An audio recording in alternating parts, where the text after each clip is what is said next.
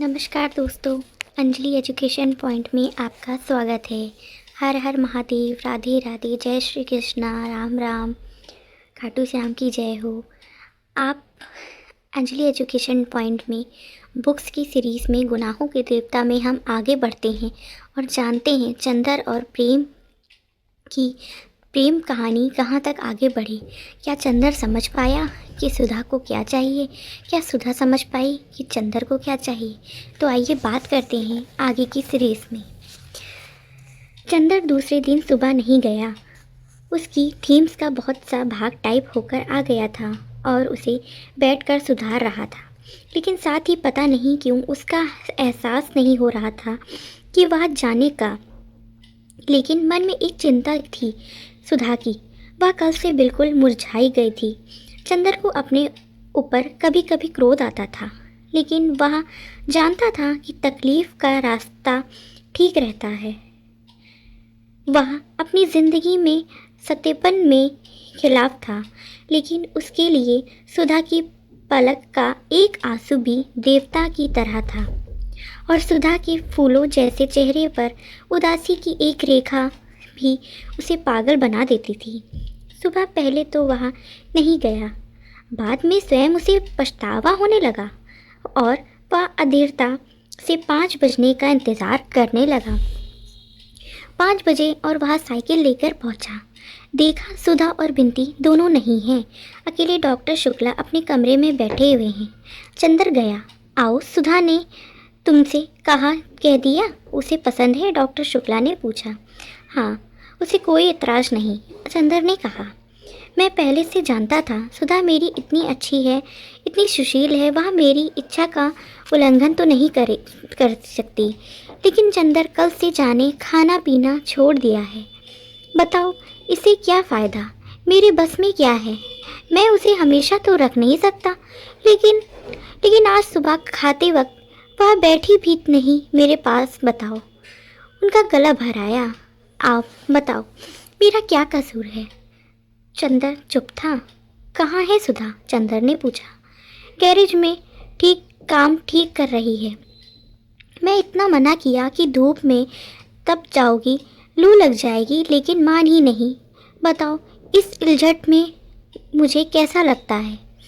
वृद्ध पिता के कतार स्वर में डॉक्टर ने कहा। जाओ चंदर, तुम ही समझाओ, मैं क्या कहूँ? चंदर उठकर गया।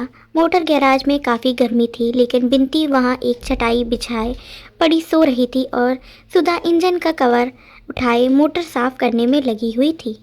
बिंती बेहोशी हो सो रही थी। तकिया चटाई से हटाकर ज़मीन पर चला गया था और चोटी फर्श पर सोई हुई नागिन की तरह पड़ी थी। बिंती का एक हाथ छाती पर था और एक ज़मीन पर। आंचल न रहकर चादर बन गया था। चंदर ने जाते ही सुधा ने मुंह फेर कर देखा। चंदर आओ। छिड़ मुस्कुराहट उसके होठों में दौड़ गई, लेकिन मुस्कुराहट में उलट चुका था। रेखाएं बाकी थीं। एहसास उसने मुड़कर देखा। बिंती, अरे कैसे घोड़े बेचकर सो रही है? उठ, चंदर आए हैं। बिंती ने आंखें खोली, चंदर की ओर देखा, लेटी लेटी नमस्ते किया और आंचल संभाल कर फिर करवट बदलकर सो गई। बहुत सोती है कमबख्त, सुधा बोली। इतना कहा इससे कमरे में जाकर पंखे में सो। लेकिन नहीं, जहाँ दीदी रहेंगी वहीं मैं भी रहूँगी। मैं गैराज में ही तो, यहाँ कैसे कमरे में रहूँ? वहाँ मारेगी जहाँ मैं मरूँगी। तो तुम्ही क्यों गैराज में थी? ऐसी क्या बात ज़रूरत थी कि अभी ठीक करने की? ज़रूर, चंदर ने कहा, लेकिन कोशिश करने के बाद भी सुधा को आज डांट नहीं पा रहा था। पता नहीं कहाँ पर क्या टूट गया था। नहीं चंदर, तबीयत ही नहीं लग रही थी। क्या करती? क्रोशिया उठाया, वहाँ भी रख दिया। कविता उठाई, वहाँ भी रख दी। कविता वगैरह में तबीयत नहीं लगी।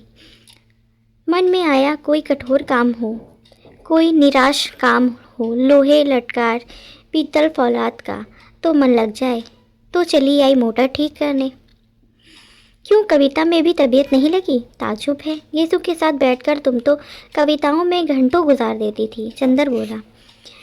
उन दिनों शायद किसी को प्यार करती रही हूँ, तभी कविता में मन लगता था। सुधा उस दिन की पुरानी बातें याद करके बहुत उदास हंसी हंसी। अब प्यार नहीं करती होगी, अब तबीयत नहीं लगती, बड़ी फीकी, बड़ी बेजार, बड़ी बनावटी लगती है ये कविताएं। मन के दर्द के आगे सभी फीकी है। और फिर वह उन्हीं पुरजों में डूब गई। चंदर भी चुपचाप मोटर की खिड़की से टकराकर खड़ा हो गया और चुपचाप कुछ सोचने लगा। सुधा ने बिना सिर उठाए झुके ही झुके एक हाथ से एक तार लपेटते हुए कहा, चंदर, तुम्हारे मित्र का परिवार आ रहा है इसी मंगल को, तैयारी करो जल्दी। कौन परिवार सुधा?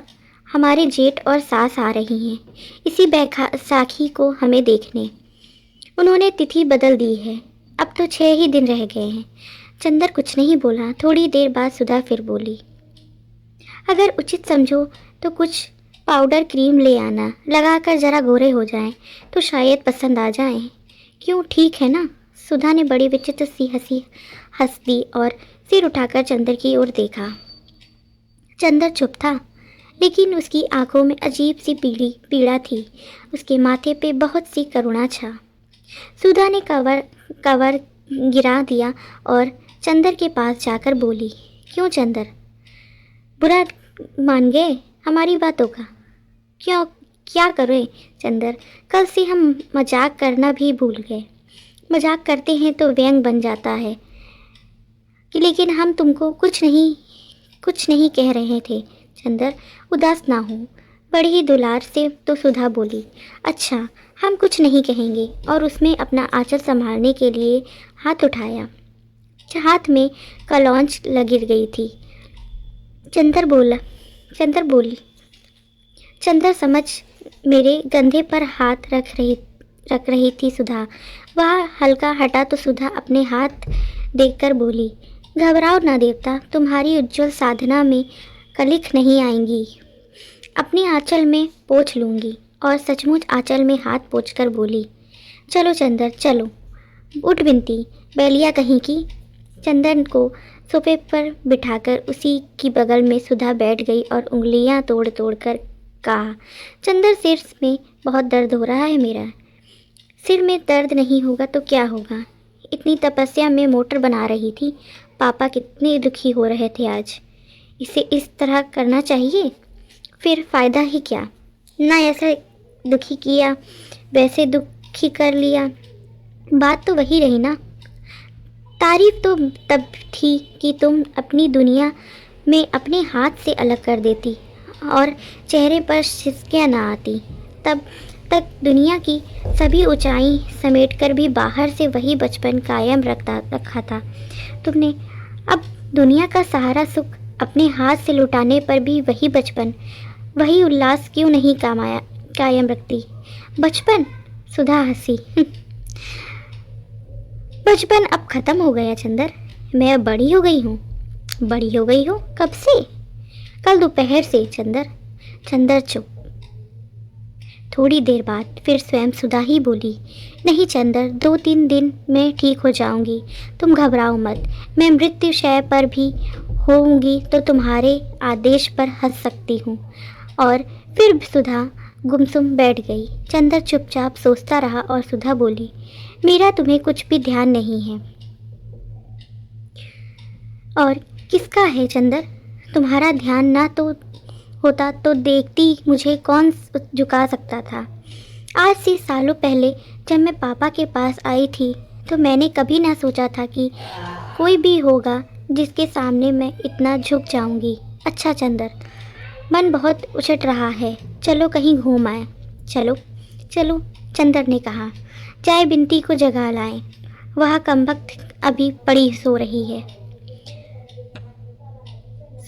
सुधा उठकर चली गई।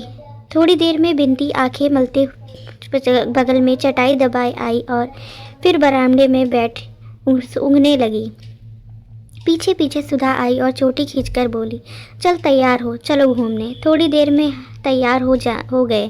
सुधा ने जाकर मोटर निकाली और बोली चंदर से, तुम चलाओ, यहाँ आज हम ही चलाएं। चलो, किस पेड़ से लड़ा दे मोटर आज। बाप रे बाप, पीछे बिनती चिल्लाई। तब हम नहीं जाएंगे। सुधा और चंदर दोनों ने मुड़कर उसे देखा और उसकी घबराहट देखकर दंग रह गए। नहीं मरेगी तू नहीं, सुधा ने कहा और आगे बैठ गई। बिनती तू पीछे बैठ, सुधा ने पूछा। ना भैया, मोटर चलाओगी तो मैं गिर जाऊंगी। अरे कोई मोटर के पीछे बैठने से के लिए थोड़ी कह रहे हैं, पीछे की सीट पर बैठोगी, सुधा ने कहा। ओह, मैं समझी तुम कह रही हो पीछे बैठने के लिए, जैसे बग्गी में साइड बैठते हैं। हम तुम्हारे पास बैठेंगे, बिनती ने मचलकर कहा। अब तेरा बचपन खटल रहा है, बिल्ली कहीं की। चल आ मेरे पास। बिनती मुस्कुराते हुए जाकर सुधा के बगल में बैठ गई। सुधा ने उसके दुलार के पास खींच लिया। चंदर पीछे बैठा तो सुधा बोली, अगर कुछ हर्ज ना हो समझो तो तुम भी आगे आ जाओ, दूरी रखनी हो तो पीछे ही बैठो। चंदर आगे आके बैठ गया, बीच में बिनती, इधर उधर चंदर, सुधा। मोटर चली तो बिनती चीखी, अरे मोटर मेरी मास्टर साहेब। चंदर ने देखा विसरिया चला आ रहा था। आज नहीं पढ़ेंगे, चंदर ने चिल्लाकर कहा। सुधा ने मोटर रोकी नहीं। चंदर को बेहद अचरज हुआ और जब उसने देखा कि मोटर पम्मी के बंगले पर रुकी। अरे यह क्या है, चंदर ने पूछा। क्यों ही, सुधा ने कहा। आज मन हुआ कि मिस पम्मी से अंग्रेजी कविता सुने। क्यों, अभी तो तुम कह रहे थे कि कविता पढ़ने से आज तुम्हारा मन ही नहीं लग रहा है। कुछ कहो मत चंदर, मुझे तो मन में आया, कर लेने दो। फिर मेरा सिर बेहद दर्द कर रहा है। आज मैं कुछ समझ नहीं पाती क्या करूं। चंदर तुमने अच्छा नहीं किया। चंदर कुछ नहीं बोला, चुपचाप आगे चल दिया। सुधा ने पीछे पीछे कुआं संगोच करती हुई सी बिनती आ रही थी। पम्मी बैठी कुछ लिख रही थी। उसने उठकर सबको स्वागत किया, वहाँ कोच पर बैठ गई। दूसरी पर सुधा, चंदर और बिनती। सुधा ने बिनती का परिचय पम्मी से करवाया और पम्मी ने बिनती से हाथ मिलाया तो बिनती जाने क्यों चंदर की ओर देखकर हंस पड़ी। शायद उसी दिन की घटना याद में। सहसा सुधा को जाने क्या ख्याल आ गया। बिनती की शरारती भरी हंसी देखकर कि उसने फौरन कहा चंदर से, चंदर तुम पम्मी के पास बैठो, दो मित्रों को एक साथ बैठना चाहिए। हाँ, और ख़ास तौर से जब वह कभी कभी मिलते हों। बिनती ने मुस्कुराते हुए जोड़ दिया। पम्मी ने मजाक सुन लिया और बिना शर्माए बोली, हम लोग के माध्यम की ज़रूरत नहीं, धन्यवाद। आओ चंदर, यहाँ आओ। पम्मी ने चंदर को बुलाया। चंदर उठकर पम्मी के पास बैठ गया। थोड़ी देर तक बातें होती रहीं। मालूम हुआ बंटी अपने एक दोस्त के साथ तराई के पास शिकार खेलने गया है। आजकल वह दिल की शक्ल का एक पनमुआ दफ्ती का टुकड़ा काटकर उसमें गोली मारा करता है और जब किसी चिड़िया वगैरह को मारता है तो शिकार को उठाकर देखता है कि गोली हृदय में लगी या नहीं। स्वास्थ्य उसका सुधर रहा था। सुधा कोच पर सिर टिकाए उदास बैठी थी। सास पम्मी ने बिनती से कहा, आपको पहली दफ़े देखा मैंने, आप बातें क्यों नहीं करती। बिनती ने झेप कर मुझे झुका लिया। बड़ी विचित्र लड़की है, हमेशा चुप रहती है और कभी कभी बोलने की लहर आती तो गुरगुरें करके घर गूंजा देती है, और जिस दिन चुप रहती है उस दिन ज़्यादातर आंखें की निगाहें, कपोलों की अशनाई या अधूरों की मुस्कुराहट के द्वारा बातें करती है। पम्मी बोली, आपको फूलों से में शौक है। हाँ, बिनती ने सिर हिलाकर बोला। चंदर, इन्हें जाकर गुलाब लाओ, इधर फिर खूब खिले हैं। बिनती ने सुधा से कहा। चलो दी, और चंदर के साथ बढ़ गई। फूलों के बीच में पहुंचकर बिनती ने चंदर से कहा, सुनिए, दीदी को तो जाने क्या होता जा रहा है, बताइए ऐसा क्या होगा। मैं खुद परेशान हूँ बिनती, लेकिन पता नहीं मन में कौन सा विश्वास है जो कहता है कि नहीं। सुधा अपने को संभालना जानती है, अपने मन को संतुलित करना जानती है, और सुधा चुपचाप की सचमुच की त्याग में ज़्यादा गौरमाई हो सकती है। इसके बाद चंदर ने बात टाल दी। वह बिनती से ज़्यादा बात नहीं करना चाहता था सुधा के बारे में। बिनती ने चंदर को मौन देखा तो बोली, एक बात कहें आपसे, मानेंगी क्या? अगर आप हमसे कभी कोई अनिष्ट श्रेष्ठ हो जाए तो क्षमा कर दीजिएगा, लेकिन आप और दीदी दोनों मुझे इतना चाहते हैं कि हम समझ नहीं पाते कि व्यवहारों को कहाँ समेत रखूं। बिंती ने सिर झुकाते हुए एक फूल को तो नोच करते हुए कहा। चंदर की उसने उसकी ओर देखा, क्षण भर चुप रहा, फिर बोला, नहीं बिंती, सब सुधा तुम्हें इतनी चाहती है तो तुम हमेशा मुझ पर उतना ही अधिकार समझना जितना सुधा पर। तो ये थी चंदर और प्रेम की छोटी सी प्रेम कहानी। आगे के सीरीज़ में बढ़ेंगे और जानेंगे कि दोनों की प्रेम कहानी कहाँ तक आगे बढ़ी। आशा करती हूँ आपको ये कहानी समझ में आई होगी, सरल भाषा में एक छोटा सा उपन्यास जो आपके दिल तक छूती है। आप मेरी बातों को महसूस करिए और सोचिए कि इस कहानी में क्या है। हमें सब्सक्राइब और लाइक करना ना भूलें और अपने कमेंट को अवश्य दें। धन्यवाद।